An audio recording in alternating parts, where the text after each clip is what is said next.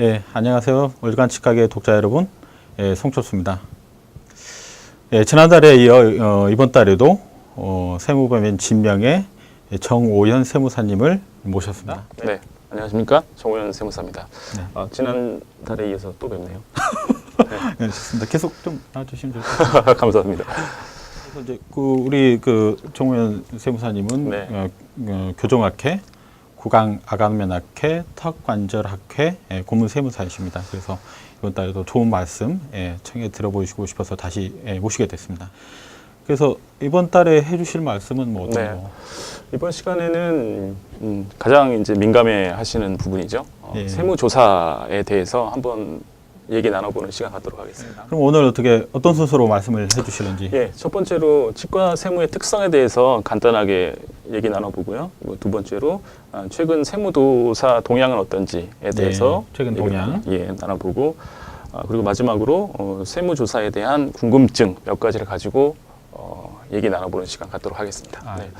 일반적인 특징은 뭐 일단 치과 자체가 고소득 전문 직종에 해당이 되고 또 사회적으로 공평과세 취약 분야로 인식을 하고 있습니다. 그래서 국세청에서 이제 중점 관리하는 업종이다. 비단 치과뿐만 아니라 의료업 전체가 그렇게 인식을 갖고 있다라는 걸 말씀드리고요.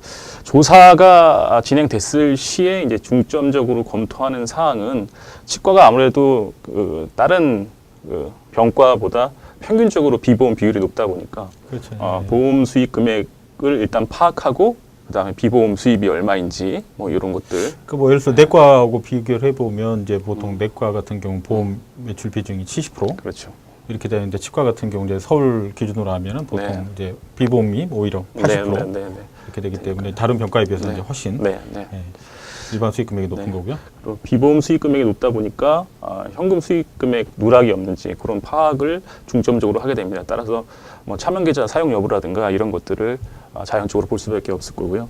그다음에 신고 소득률이 이제 동종업계 대비 어느 정도의 신고율을 보이느냐, 그것도 이제 중점적으로 파악하는 상황이고, 주요 경비라고 그러죠. 우리가 뭐 임플란트 재료라든가, 매입비, 매입 비용 하고 인건 비율 그리고 임차료 등을 중점적으로 이제 비용 부분에서 보고, 더불어서 사업 무관 경비, 이제 소위 말해서 가사 경비라고 하는데 병원과 상관이 없는 개인적으로 우리 원장님들 쓰시는 경비들이 얼마나 되는지 그런 것도 중점적으로 보게 됩니다.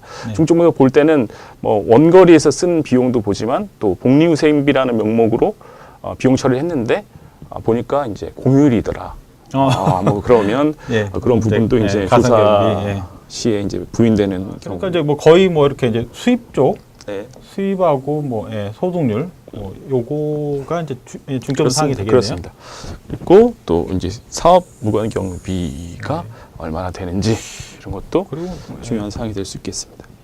제가 볼 때는 이제 이게 제일 큰 것 같아요. 이렇게 그러니까 이제 뭐 의사들이 주로 이제 자영업자 중에서는 그리고 이제 사실은 법인 외 의사 중에서는 그래도 가장 이제 타겟이 되는 게 이제 의사분들 이거고요. 과거에 비해서는 많이 좋아졌다고는 하지만 그래도 최근에 이제 조사를 수행해 봐도 다른 업종보다는 아무래도 고소득 직종이다 보니까 추징세액이 아무래도 좀 나오는 편이거든요. 그래서 아직까지도 중점 관리 업종으로. 그러니까 이제 뭐 법인 빼고 자영업자 중에 사실은 가장 만만한 게 이제 의사인데 의사 중에서도 사실은 이제 뭐 보험 진료가 거의 대부분 내과에 뭐 털어서 나올 게 없고 결국은 이제 제가 볼 때는 이제 일반 의과 중에서는 뭐 피부 성형 그렇습니다. 그러니까 말씀하신 대로 보험 내과 같은 이제 보험 업종 같은 경우는 포커스가 이제 사업 무관 경비 쪽으로 포커스가 맞춰지는 게 사실이고요. 우리 치과 같은 경우는 보험 비율도 무시할 수 없는 비율이기 때문에 그 비보험 현금 수익과 경비 부분을 같이 이렇게 보고 있는 편입니다. 큰 틀에서 조사의 방법이라든가 과정은 예전과 크게 달라질 건 없습니다만은 사회적인 이슈가 요즘에 크게 나오는 것이 이제 부동산 거래 동향을 예의주시해서 치과로만 본다라면은 어떤 이른바 핫플레이스에 주택을 취득을 했는데 따져보니까 이분이 그 신고한 소득을 분석해 봤을 때 이 주택을 도저히 살 수는 없다. 그랬을 때는 자연적으로 치과 소득을 누락하지 않았느냐 이렇게 의심을 하고 조사 대상자로 선정될 수 있다. 당분간은 뭐 아마도 이제 방금 말씀하신 이게 제일 네. 크게 될 것 같고요. 네. 네, 네. 그리고 금융정보원 자료 적극 활용인데 부동산 거래도 마찬가지지만 과거 몇 년 전부터는 이제 FIU 자료를 많이 활용을 하고 있습니다. 그리고 더불어서 요즘에는 국토교통부하고 연계해서 네. 자금 계획 조달서 주택 네, 취득할 때 네, 그런 것까지 자금 같이 종합적으로 검토해서 조사 대상자로 선정하는 경우가 많고요. 네. 그러니까 금융거래 예, 주의하셔야 된다. 네, 그렇습니다. 그런 그리고 말씀이신 것 같고. 신고 포상금도 상향이 조정이 돼서 몇 년 전부터 최고 40억, 또 20억, 또 그 차명 계좌 또 신고할 때도 포상금이 따로 있고, 그 다음에 현금 영수증을 미발급했을 때도 신고했을 그렇죠. 경우에는 250만 원이 이제 미발급 금액 250만 원 초과되면 건당 뭐 50만 원까지 네. 또 포상금 지급을 확대하고 있기 때문에 이른바 뭐 세파라치 활동이 지금 많은 편입니다. 그래서 최근에는 물론 이런 사회적인 이슈도 있지만 제보에 의한 조사가 굉장히 많은 편입니다. 요즘에 보니까 내부 고발이 굉장히 많더라고요. 네. 그러니까 사실 이제 뭐 세무서에서 조사 착수를 하려면 확실한 자료가 있어야 되거든요. 근데 네. 아시다시피 내부 어떤 제보가 어떻게 보면 가장 확실한 제보일 수 있겠죠. 그렇다 보니까 자연적으로 이제 많은 근데 요즘에 참 신기한 게 예전에는 이제 직원들이 많았는데 요즘에 보면 이제 회의 선생님이 하는 경우가 상당히 많은 것 같더라고요.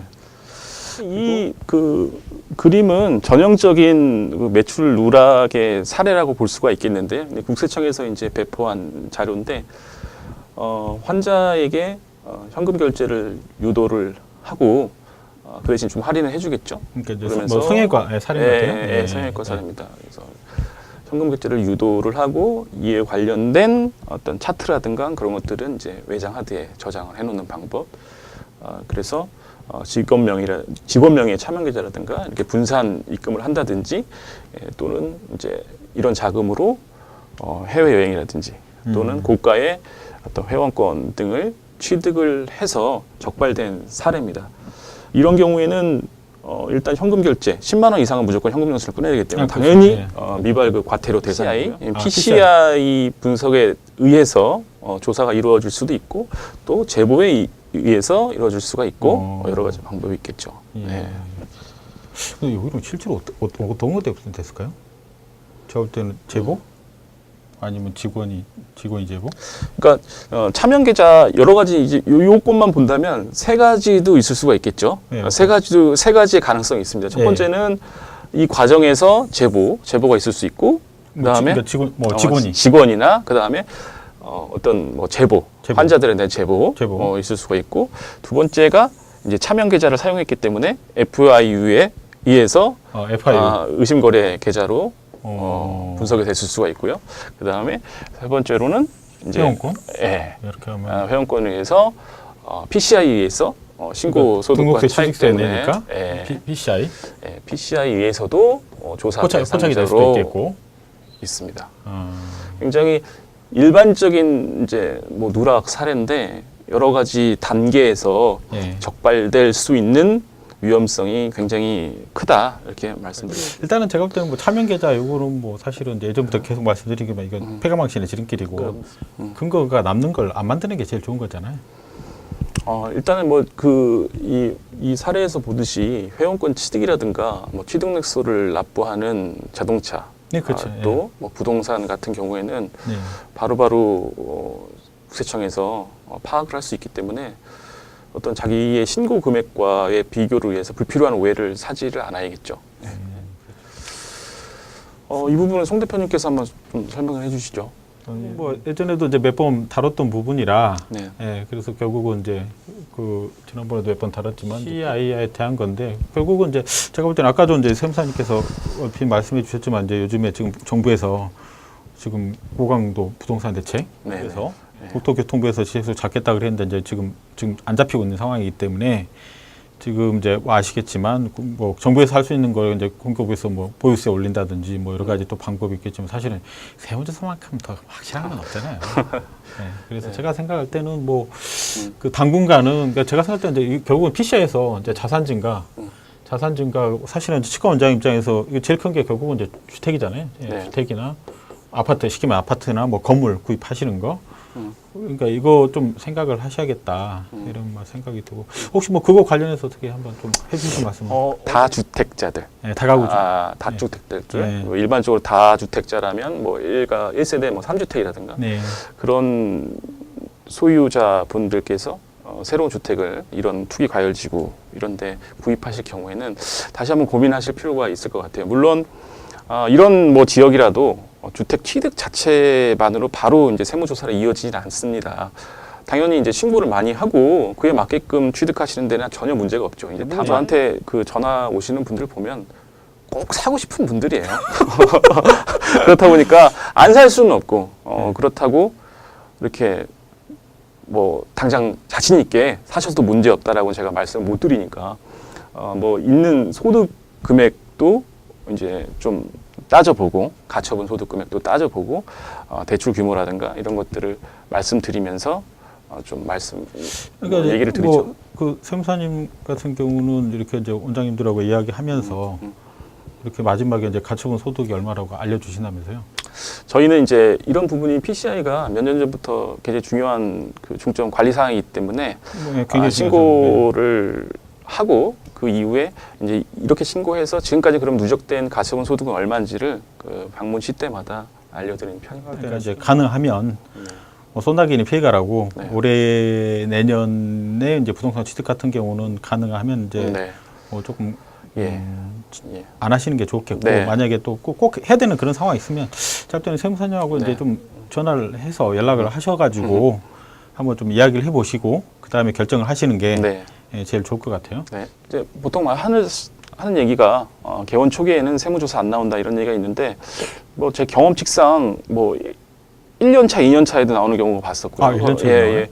제보에 의해서 나오는 조사는 사실은 뭐 1년이든 2년이 상관이 없잖아요. 확실한 제보가 그 탈루 혐의가 있기 때문에. 그러니까 확실한 거 시키면서 네. 빼도 박도 못하는 네, 거 나오면 그렇죠. 그거 뭐 어쩔 수 없겠죠. 그렇죠. 네. 그리고 조사를 받으면 향후 몇 년간은 안심해도 된다. 뭐 이런 것은 일반적으로 이제 한번 조사를 받으면 아무래도 이제 바로 뭐 특정한 경우가 아니고서는 뭐 바로 나오거나 그러진 않는데 또 받고 나서 이제 신고 소득률을 갑자기 내린다든가 이런 경우에는 오히려 더 의심을 받을 수가 있거든요. 그러니까 조사를 받는다고 해서 뭐 아예 안 나온다 이거는 아니고. 그러니까 이제 혹시 뭐 근데 간혹가다 그런 원장님도 계시잖아요. 이제 세무조사 받았으니 매년 또 안 나오니까 이번에 뭐 세무조사 받으면서 세금도 많이 냈으니 네. 내가 조금 뭐 소득률도 낮추고 이렇게 해가지고 조금 네. 거기서 좀 뭐 보상을 이렇게 받으시려는, 받겠다. 네, 보상 이제 그런 심리가 생각이 있는데 그거 있으실 수 위험하다. 이제 이런 말씀 예. 해주시는 것 같고요. 그리고 그다음에 뭐 100% 수입 신고를 하면은 세무조사 절대 받지 않는다. 그러니까 우리가 이제 조사는 두 가지 종류가 있잖아요. 정기 조사가 있고, 근데 그 특별 세무조사가 있는데, 뭐 특별 세무조사는 100% 신고하면 사실 그 선정될 가능성이 즉히 낮겠죠. 하지만 정기 조사 같은 경우는 4년마다 한 번씩 선정이 될 수 있기 때문에 충분히 조사 대상자로 선정이 될 수 있다. 근데 또 이제 이런 부분이 있는 것 같아요. 제가 생각할 때는 이제 요 부분 그 오히려 100% 신고하시는 분들이 제 경험으로 보면 오히려 100% 신고 안 하신 분보다 조사 제가 볼 땐 더 많이 받아요. 100% 조사가? 네. 100% 신고하시는 분들이. 왜 그러냐면 100% 신고 안 하신 분들은 계속 이거 관심 갖거든. 뭔가 그래서 관리를 하거든. 그래서 이제 이렇게 100% 신고하시는 원장님 같은 경우는 뭐 내가 다 신고하는데 내가 뭐 쉽게 말해서 내가 쫄릴 게 뭐야? 꿀릴 게 뭐야? 내가 그거 왜 신경 써야 돼? 세무사가 알아서 다 해주는 거 아니야? 대부분 이렇게 생각하신다고. 그래서 100% 신고하신 분들 보면 세무에 관심을 안 가지세요. 관심을 안 가지셔가지고 오히려 덜 신고하시는 분들보다 오히려 조사를 더 받는. 그리고 이런 분들이 조사받고 나면 타격이 크더라고.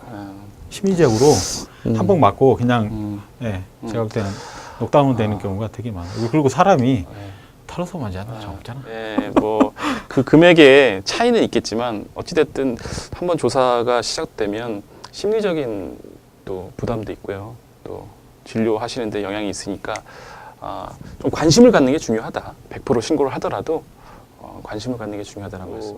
한 번쯤 본인의 포지션을 파악하고 싶은 분들도 계실 거예요. 그럼, 예. 그러면 그 뭐 모의 세무조사 컨설팅이라든가 그런 걸 통해서 한번 그런 것도 현재 예.